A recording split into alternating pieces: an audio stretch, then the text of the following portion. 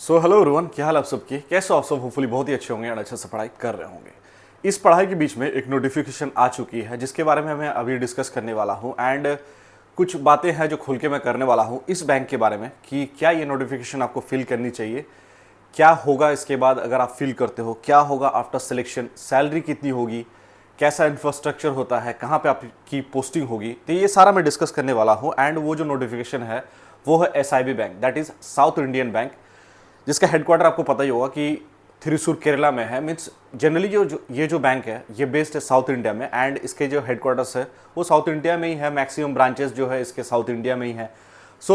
लिखा गया है कि पैन इंडिया पोस्टिंग होगी, but most of the chances ये रहेगा कि आपकी जो पोस्टिंग होगी वो साउथ इंडिया में ही होगी। ठीक है, जनरली आप 90% मान के चलो, क्योंकि ज़्यादा ब्रांचेस है नहीं, 1000 के आसपास ब्रांचेस है। ठीक है, तो इसकी जो पोस्टिंग होगी मेनली साउथ इंडिया होगी। अब आइए बात करते हैं कि रोल क्या है, क्या चीज़ आपको करना है, क्या सैलरी होगी, आपको ये फॉर्म भरना चाहिए या नहीं भरना चाहिए, कैसी आपकी जॉब प्रोफाइल होगी। तो देखो, पहला चीज़ मैं ये बताना चाहूँगा, ये जूनियर ऑफिसर या फिर कह सकते हो बिजनेस प्रमोशन ऑफिसर की वैकेंसी है। बिजनेस प्रमोशन ऑफिसर आपको पता ही है, you have to promote the business the bank has been doing. ठीक है, तो प्रमोट करना है बैंक के इंफ्रास्ट्रक्चर को, बैंक के बिजनेस को, बैंक के प्रोडक्ट्स को। So mainly sales kind of job है। बट मैं बता रहा हूँ ICICI, HDFC, ये सारे जो बैंक्स जो रिक्रूट करती है इससे काफ़ी बेहतर जॉब है ये वाला SIB जो बैंक है, क्योंकि मैं जब प्रिपरेशन कर रहा था तो मैंने भी ये फॉर्म फिल किया था। ठीक है, कॉन्ट्रैक्ट बेसिस पे आपकी जॉब लगेगी 3 साल। पहले आपको एज अ प्रोबेशन आप कह सकते हो 3 साल का देखा जाएगा। फिर उसके बाद आपकी अगर अच्छा काम करते हो, अच्छी रेपुटेशन होगी, अच्छा बैंक को बेनिफिट होगा, तो फिर 3 साल के बाद आपको एक्सटेंड कर दिया जाएगा। आपकी जो सर्विस टेन्योर है उसके बाद आपको मे भी हो सकता है वो एकदम से वो परमानेंट कर दे। ठीक है, तो मिनिमम एज यहाँ पे डिस्कस नहीं किया गया है, क्योंकि देखो एक ग्रेजुएट, ये एक्चुअली एक ग्रेजुएट ही फॉर्म भर सकता है।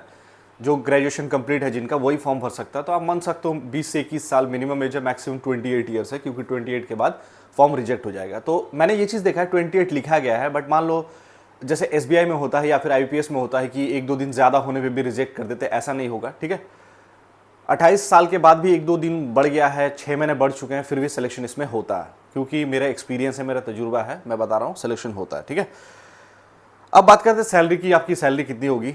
देखो, मैंने पहले ही बताया कि HDFC जो है या फिर ICICI बैंक जो है, ये स्केल 1 के तौर पे जब सिलेक्शन लेती है तो जनरली इनकी जो सैलरीज होती है बहुत कम होता है, 30-35 हज़ार के आसपास स्टार्टिंग होती है। बट इसमें क्या है, ये एक्चुअली SIB जो है एक प्राइवेट बैंक है, बट प्राइवेट बैंक होने के बावजूद भी इसकी सैलरी स्ट्रक्चर बहुत अच्छी है एंड काम का जो तौर तरीका है, इंफ्रास्ट्रक्चर है, वो काफ़ी अच्छा है। तो ऑलमोस्ट 60,000 के आसपास स्टार्टिंग सैलरी हो जाएगी आपकी, 60 प्लस ही होगा, 7.44 CTC लिखा गया है, 60 प्लस के आसपास आपकी सैलरी होगी। इसके साथ साथ कई सारे अलाउंसेस है, like halting allowance, TA allowance, travelling allowance. ठीक है, ऑफिसर्स को और भी कई सारे अलाउंसेस मिलते हैं, क्योंकि आपको जो ये डेजिग्नेशन दी जाएगी वो असिस्टेंट मैनेजर का दिया जाएगा जब आपकी सिलेक्शन हो जाएगी। और भी काफ़ी सारे अलाउंसेस मिलते हैं इसमें। ठीक है, बात करें एग्ज़ाम की कि कैसी इसकी एग्ज़ाम होगी। देखो, एक ऑनलाइन एग्ज़ाम होगा, जैसा आपको पता ही, मैथ्स, रीजनिंग, इंग्लिश जो आप देते हो, या फिर जनरल अवेयरनेस, ये सारे जो बैंकिंग जो एस्पिरेंट्स है वो पता ही होगा उन्हें कि एक ही पेपर होगा एंड इसके बाद इंटरव्यू होगी। इंटरव्यू अच्छा जाएगा तो सिलेक्शन डेफिनेटली आपकी हो जाएगी। मेरा हुआ था, मैंने ज्वाइन नहीं किया था क्योंकि मेरा SBI निकल गया था, सो आई डिडंट ज्वाइन। ठीक है, अब बात करते हैं फाइनल जो कंक्लूजन है कि आपको ये फॉर्म भरना चाहिए या नहीं भरना चाहिए।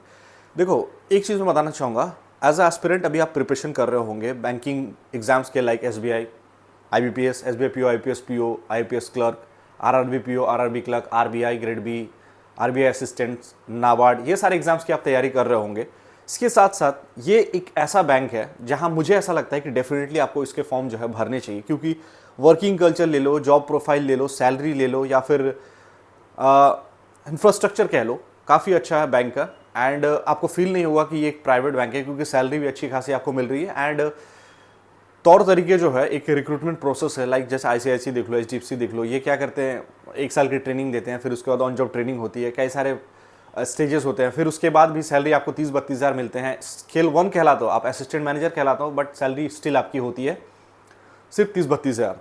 उसके साथ साथ आपको लोन लेना पड़ता है 4-5 लाख का, क्योंकि वहाँ पे जो आप PGDBF जो डिग्री करोगे मणिपाल में, तो उसकी खर्च होती है 4-5 लाख के आसपास। तो कई सारे लोग डूब जाते हैं उसमें लोन लेने के चक्कर में। ये सब चीज़ें हैं नहीं, यहाँ पे सिलेक्शन लो एंड जाके बैंक में काम करो।